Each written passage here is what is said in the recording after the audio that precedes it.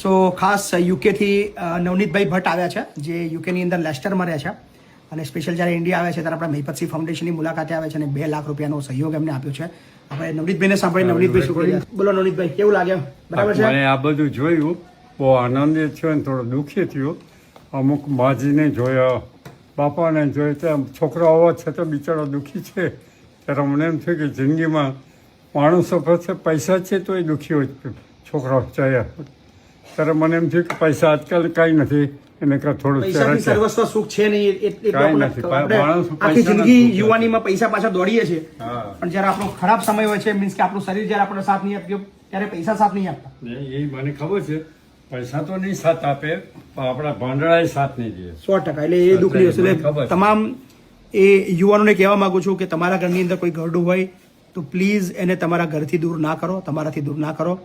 કદાચ અમારા વૃદ્ધાશ્રમની અંદર એને સારું જમવાનું, સારું રહેવાનું મળશે, પણ જે ખાલીપણું જે છે, જે એના કુટુંબનો પ્રેમ છે, પરિવારનો પ્રેમ છે, બાળકનો પ્રેમ છે, એ જ છે. એના માટે એ ઓલવેઝ ભૂખ્યા રહેવાના છે. સો આ બધાને અપીલ છે, તમારા મા બાપને, તમારા ઘરના વડીલોને સાચવો અને એમને ખૂબ ખૂબ પ્રેમ આપો અને ખૂબ હૂંફ આપો. Thank you. Thank you.